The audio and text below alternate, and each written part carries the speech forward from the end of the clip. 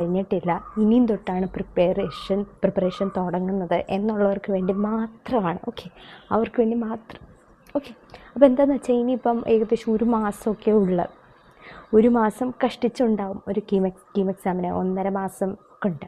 Okay, ഈ ടൈമിനുള്ളിൽ എങ്ങനെ ഇത്രയും പഠിച്ചു തീർക്കാം എന്നൊക്കെ പറഞ്ഞ് നിങ്ങൾക്ക് ടെൻഷൻ ഉണ്ടാവും. Yes, that's completely normal.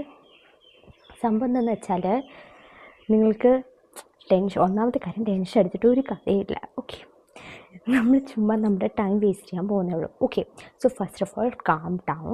And second thing, നിങ്ങളിപ്പോൾ ചെയ്യേണ്ടത് എന്താണെന്ന് വെച്ചാൽ നിങ്ങളെന്തായാലും +1 +2 എന്തെങ്കിലുമൊക്കെ പഠിച്ചിട്ടുണ്ടാവുമല്ലോ.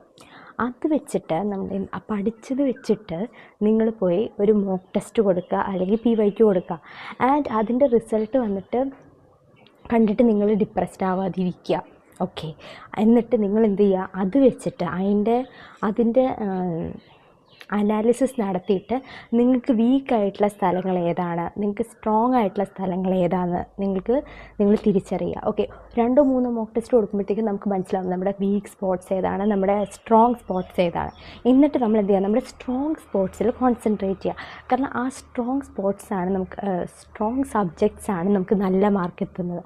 വീക്ക് സബ്ജക്ട്സിന് നിങ്ങൾ കുഴപ്പമില്ല വിട്ടോ. കാരണം ഈ സമയത്തിനുള്ളിൽ നമ്മൾ വീക്ക് സബ്ജക്ട്സിന് പിന്നാലെ പോയി കഴിഞ്ഞാൽ ഒന്നാമത്തെ കാര്യം നമുക്ക് മനസ്സിലാവും, കുറേ സമയം എടുക്കും.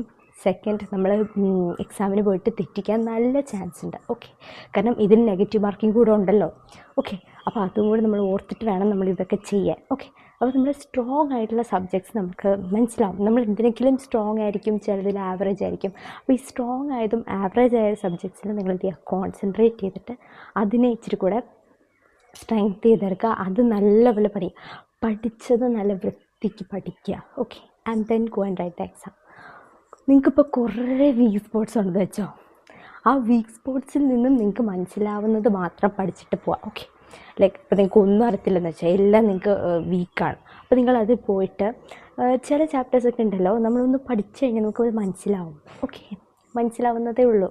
അപ്പം അതൊക്കെ നിങ്ങൾക്ക് തപ്പി കണ്ടുപിടിച്ചിട്ട് അതൊക്കെ നിങ്ങൾ പഠിക്കാം. ഓക്കെ, അപ്പം സോ ദിസ് മൈ റിക്വസ്റ്റ്, നിങ്ങൾ പോയിട്ട്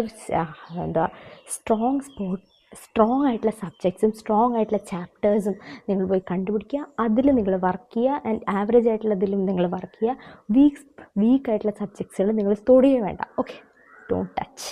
അങ്ങനെയല്ല, ഇപ്പം വീക്കായിട്ടുള്ള ദിസ് ഈസ് ഓൺലി ഫോർ ഇതുവരെ പ്രിപ്പറേഷൻ ഒന്നും ചെയ്തിട്ടില്ല, ഇനി പ്രിപ്പറേഷൻ തുടങ്ങാൻ പോകുന്ന ആൾക്കാർക്ക് വേണ്ടിയിട്ടാണ്. Okay, because this is very important. Okay, so bye guys.